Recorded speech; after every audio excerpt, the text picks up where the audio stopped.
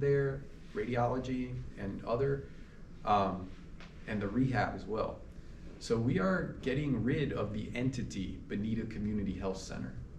So some things that are currently happening right now, beginning October 1st, the Bonita Community Health Center Radiology Department will become a Florida Radiology Department. So Florida Radiology is a freestanding imaging center that is a subsidiary of Lee Health. So when you go to a Lee Health Imaging Center, that is a hospital-based structure. Hospital-based facilities are a little bit more expensive because typically they subsidize less profitable parts of the hospital. Freestanding radiology sites are less expensive. So a couple years ago, we realized this was a big problem for us because a lot of patients and a lot more people are getting higher and higher deductible insurance plans, trading them for lower premiums. So if you have one of those high deductible plans and you get a simple x-ray or an MRI ordered, you can come away with a very hefty bill at a hospital-based facility. So we understood we needed some flexibility in terms of pricing to be competitive. That's why we bought Florida Radiology. There's a location in Fort Myers right now, and that's why we're gonna keep Florida Radiology Bonita, Florida Radiology, and not technically a Lee Health site. Next door at Coconut Point is gonna stay Lee Health.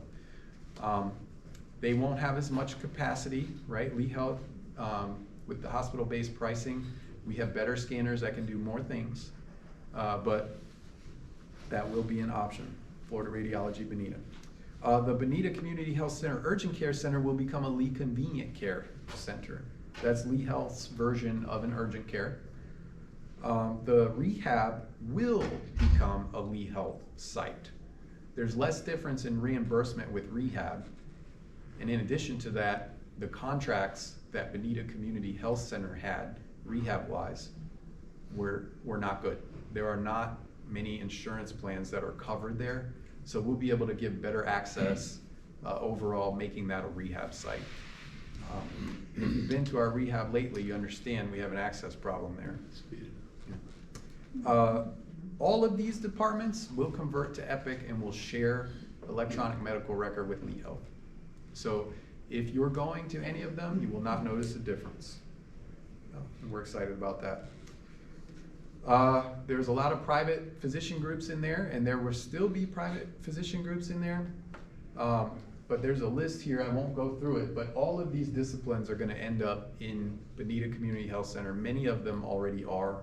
Some that aren't there yet that will be is urology, pulmonology, and behavioral addiction medicine. Another big thing happening at Bonita is the Cancer Center. There's an old surgery center in there that is not operational. We're turning it into a cancer center. So it will be known as the Richard M. Schultz Family Foundation Clinic. So it is currently under construction. It doesn't change the building, it changes the inside a lot. But it'll have a 32-chair infusion center, 12 exam rooms, and there'll be 2 oncologists on site, and there are some synergies too that can work between Lee Health, Coconut Point, and that cancer center. Future plans for the Coconut Road 41 project. I know that's something everyone's been wondering. So we do own that, and it's for sale. So we did establish a conceptual plan in partnership with the community, and a lot of you have been involved in that as well. So what we are doing is we're seeking a developer that's committed to that plan that we developed together. And as we vet developers, the community and Estero will be involved in that as well. Obviously, we're very committed to South Lee and the development of it. And part of the requirements of this sale is going to be a shared vision between Lee Health, the community, and the developer. So that's all I had. Happy to answer questions. Okay, I think we're gonna have to ask Joe to hang around a little bit. If you have any questions for him, please talk to him. You can come up and get their cards, including Molly Grubbs. Many of you may know Molly. If you have any questions for her, we have a time issue. I'm trying to respect time for you, okay? Thanks very much. Thank you. Should I tell Alex to come back next time? We're gonna take a vote. Fair enough. Thank you, John. Okay, I'm gonna go quickly through the president's report, very quickly on that, and probably reduce a lot of the back end of this. Again, we try to keep it at about an hour. We're gonna go over a little bit. I hope you don't mind, okay? The ECCL is still actively involved with the Calusa Waterkeepers, and our objective is to try to engage communities to reduce nitrogen in the water flow going down to the Estero Bay. Several communities have raised their hands, and they are in dialogue with Calusa Waterkeepers to see if they would be willing to do a demonstration project. A successful demonstration project would hopefully then be picked up by other communities within the Estero area. We also continue to be in dialogue with the Village Council on ECCL's offer to conduct a greenhouse emission research in the village.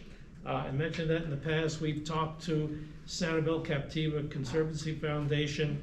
We talked to FGCU and so on to try to get the village to take a step further in trying to reduce greenhouse emissions. It's a killer. Science tells us we have real problems. We see it on the television every day. So if we can make some movements in that direction, we hopefully will happen. The Estero Greater Estero Virtual Information Center website continues to make progress, albeit slowly. It's been a slow, drawn-out process.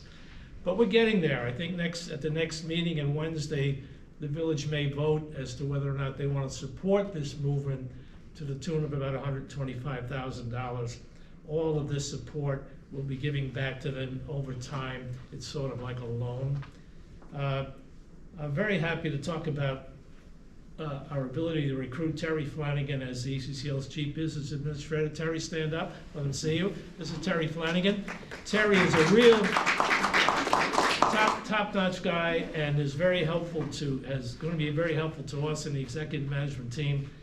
The Estero Essay and Scholarship Awards, you may have seen that. We've been promoting it, where the ECCL and the Historical Society and the Chamber each gave $1,000 checks to students who had written some essays. It was a nice program, and they were well deserving. Our Health Council has been really actively involved in the delivery of CPR and AED training courses in conjunction with the Lee Health Coconut Point and Estero Fire Rescue. That's going to continue on. You may have seen some of the surveys going out. They're doing a great job, and it's going to be, when they finish this program, you will have a clear understanding of where those AEDs are in your communities should you need them. Hopefully you won't. The last item I have is one program that we're really proud of, and that's the Estero ECCL Adopt a Highway Cleanup Program. If you've been following that along, that group of people, headed up by Julie Yelling, have picked up